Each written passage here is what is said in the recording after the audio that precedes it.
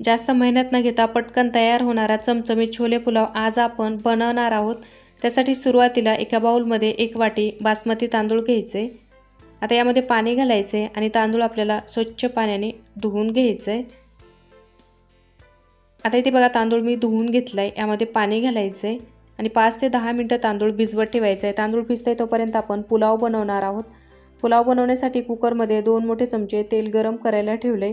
आता इथे मी काही खडे मसाले घेतले। खडे मसाल्यामध्ये 3 ते 4 लवंग, 4 ते 5 काळी मिरी, 1 दालचिनी, 1 चक्रफूल, 1 तेजपत्ता आणि 1 चमचा जिरे घेतले। आता हे खडे मसाले तेलामध्ये घालायचे। त्यानंतर एक उभा पातळ चिरलेला कांदा टाकायचे। 3 ते 4 हिरव्या मिरच्या मी बारीक कट करून घेतल्या, त्या देखील यामध्ये टाकायचे। 5 ते 6 कढीपत्त्याचे पानं घालायचे। आता कांदा तेलामध्ये परतून घ्यायचे। एखाद्या वेळेस जर स्वयंपाकाचा कंटाळा आला असेल तर हा पुलाव तुम्ही अगदी झटपट बनवू शकता। चवीला खूप छान लागतो। आता कांदा हलकासा सोनेरी कलर आलाय, यामध्येच 1 चमचा अद्रक लसूणची पेस्ट घालायचे। याला आपल्याला कांद्याबरोबर परतायचे, म्हणजे यातील कच्चापणा निघून गेला पाहिजे। आता इथे मी बारीक गॅसवर कांदा आणि लसूण परतून घेतलाय। यामध्येच मसाले घालायचे। 1 चमचा लाल मिरची पावडर, तिखट तुम्ही आवडीनुसार कमी जास्त करू शकता। अर्धा चमचा गरम मसाला आणि अगदी थोडीशी हळद घालायची। आता मसाले मिक्स करून परतून घ्यायचे। गॅस बारीक करायचा आहे, म्हणजे मसाले जळणार नाही। आता यामध्येच 1 छोटा बारीक चिरलेला टोमॅटो घालायचा आहे। टोमॅटो देखील मसाल्याबरोबर परतून घ्यायचे।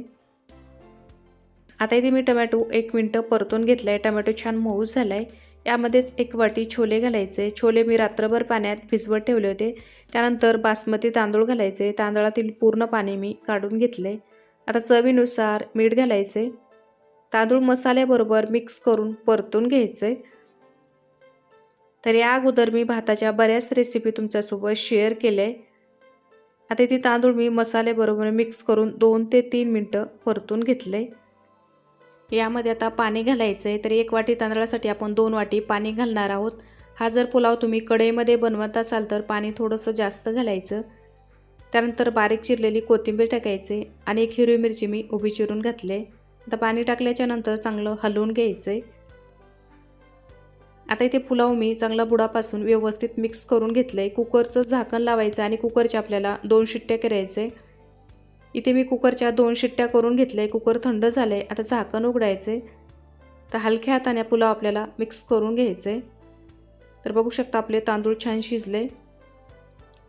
तर रात्रीच्या जेवणासाठी तीच ती भाजी पोळी जर खाऊन कंटाळा आला असेल तर अशा वेळी हा छोले पुलाव तुम्ही अगदी झटपट बनवू शकता। चवीला खूप छान लागतो। मस्त आपला चमचमीत छोले पुलाव तयार झालाय। तर या पद्धतीने छोले पुलाव तुम्ही घरी करून पहा आणि रेसिपी कशी झाली मला खाली कमेंट करून सांगा। व्हिडिओ आवडला तर लाईक आणि शेअर करा। व्हिडिओ पाहिल्याबद्दल धन्यवाद।